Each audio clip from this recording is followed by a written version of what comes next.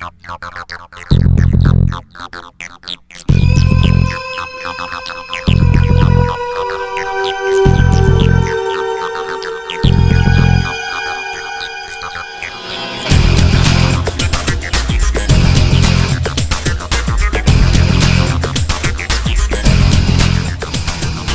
there, traders, and welcome back for episode 118 from the StockBandit.tv. It's a place you can always find trading videos to make you better. And today we're going to take a look at the major averages, get a good, clear picture of the overall view of this market, and a review of the NASDAQ, the S&P 500, and the Dow 30.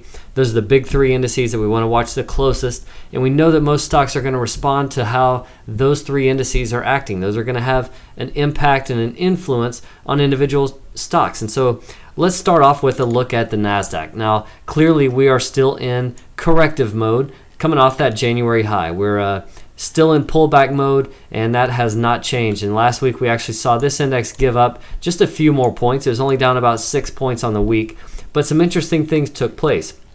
Number one, we start off with a couple of 1% advances on Monday and Tuesday of last week, and they stopped shy of this resistance level. This is a key level. It's at 2205. It's been noted here a number of times. It's been respected a number of times as well. We rebounded up toward that area, couldn't ever clear it, and then stalled out on Wednesday, and we saw a major selling pressure kick in on Thursday with a big spike in volume along with that. That also took us through the lower end of this range here, especially that we spent so much time in during November and December, and that's at the 2140 level. So we closed below that on Thursday. We saw continued weakness on Friday, moving on down to the 2100 level before late in the day we did see a pretty sharp rally right off the lows, and really of probably the short covering nature, because this definitely is no technical area to be buying.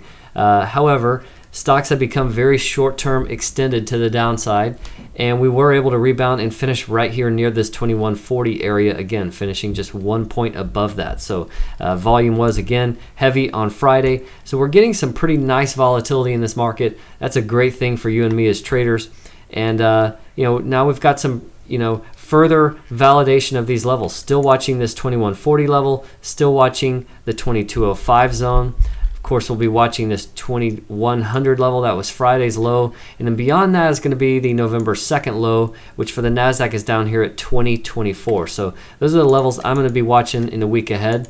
For the S&P 500, similar situation here. A couple of 1% advances to start the week. Minor selling Wednesday, big acceleration on the downside Thursday, which took us through the January low. Obviously, we were flirting with this 1084 horizontal support, and we also were unable to reclaim this 1113 resistance area on the bounce Monday and Tuesday. So harsh selling into Thursday and into Friday. This index did bottom out on Friday at the 1044 level, but it was able to rebound pretty solidly from there and actually finished positive on the day. Now, it still gave up about 7 points on the week, but now we've got some levels to watch here. Obviously, this 1084 level is still a key zone to be watching. If we do rally up, I would not be surprised to see a test of that zone in the days ahead. If we do happen to roll back over, obviously Friday's low is going to be one to be watching. That's 1044. Then beyond that, we've got the November 2nd low.